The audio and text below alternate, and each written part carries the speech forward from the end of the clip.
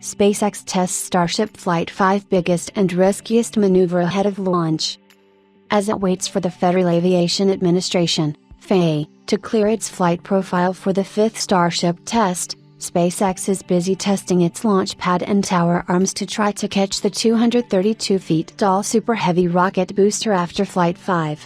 The upcoming Starship test will be the first to attempt the risky tower catch, and SpaceX's latest Starship update provided earlier this month shared that it would continue to fine-tune this procedure during the time that it takes for the FAA to evaluate its Starship Flight 5 test application. SpaceX conducts several catch simulations with Starship launch tower arms ahead of Flight 5. SpaceX first started to test the launch tower's arms for a booster catch in June, when it transported a piece of the rocket booster to the pad.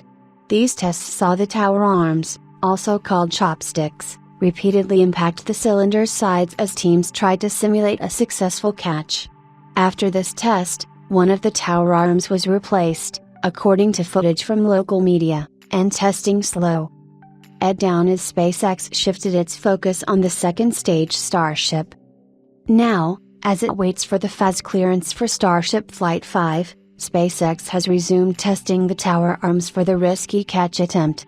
It shipped the booster piece to the pad earlier this week and tested it with the arms before removing it from the tower and sending it back to production and assembly facilities earlier today.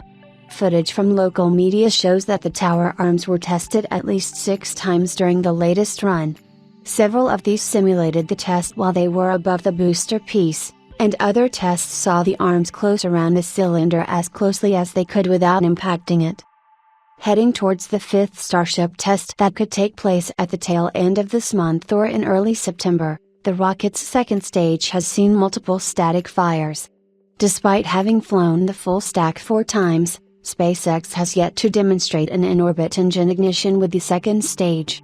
Starship Flight 5 could see this crucial test take place as well, and if both the tower catch and the engine ignition are successful, then SpaceX will have cleared several checkpoints in its rocket development. The recent tower catch tests also saw SpaceX test the arms' vertical motion where they moved up and down while the booster part was placed between them.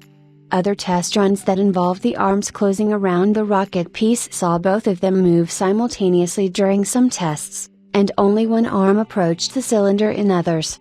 Starship Flight 4 was the first time that both the Super Heavy booster and the second stage ship successfully made a soft splashdown in the water. This means that if the ship rips this during Flight 5, then SpaceX might bring the second stage back to the launch site after Flight 6.